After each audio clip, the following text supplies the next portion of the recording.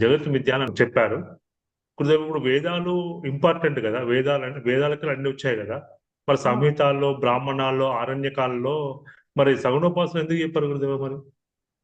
ఎందుకంటే ఒక్కసారే అదిగోనండి ఆ మేడ ఉంది, ఇక్కడ 2 మెట్లు ఇచ్చాము, ఈ 2 ఒక మెట్టు మీద కాలేసి ఇంకో మెట్టు మీద కాలేసి పైకి ఎక్కమంటే అందరూ ఎక్కలేరు కదా. అందుకని అన్ని మొదటి మెట్టు కానించి ఒక్కొక్క మెట్టు ఎక్కించాలా. అందుకోసమని సకామ కర్మలు చెప్పాలా, అవి చేస్తా ఉంటే నిష్కామ కర్మలు చెప్పాలా, అవి చేస్తా ఉన్న తర్వాత భక్తి మార్గంలోకి తిప్పాలా, అది చేస్తా ఉంటే మళ్ళీ జ్ఞానంలోకి తిప్పాలా. ఇలా రావాలా, అంతేగాని ఒక్కసారి రాదు. పైన కృతయుగం త్రేతాయుగాల్లో ధర్మం ఎక్కువగా ఉండేది, మానవులందరూ కూడా చాలా కాలం జీవించేవాళ్ళు, 1000 సంవత్సరాలు జీవించేవాళ్ళు. అందుకని వాళ్ళకేంటంటే ఏమి చెప్పినా అర్థం చేసుకోవటానికి కావాల్సినటువంటి అవకాశం ఉంది. మరి ఇప్పుడు కలియుగంలో ఉన్నటువంటి మానవులకి పూర్తిగా బతికితే 100 ఏళ్ళు బతుకుతారు. 100 ఏళ్ళు బతికే వాళ్ళు కూడా అందరూ ఉండరు, కొద్ది మందే ఉంటారు. మిగిలిన వాళ్ళందరూ 90, 80, 70 అట్లా ఉంటారు. కాబట్టి దీంట్లో మళ్ళీ వాళ్ళకి జీవితకాలం ఎంత ఉంటుంది? సగం నిద్రకు పోద్ది, సగం మెలకువకి వస్తుంది. మళ్ళీ ఆ సగం మెలకువలో ఉన్నటువంటి దాంట్లో వాళ్ళ కుటుంబం పోషణ కోసమని పెళ్లిళ్ళని, పేరెంటాలని, ఇయ్యని స్నేహాలని వాటికి పోవాలి.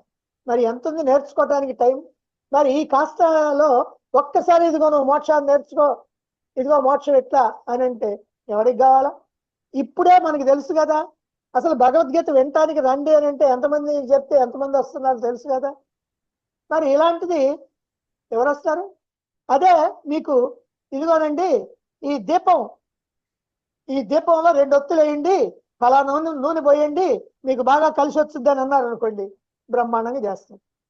ఇదిగోనండి మీ ఇంట్లో ఈ గడప మీద ఈ మసిబొగ్గు పెట్టండి, మీకు బాగా కలిసి వచ్చింది అంటే మసిబొగ్గులని తీసుకొచ్చి ఆడ పెడతాడు. ఇదిగో ఈ చెట్టుకు పూజ చేయండి అంటే ఆ చెట్టుకు పూజ చేస్తాడు.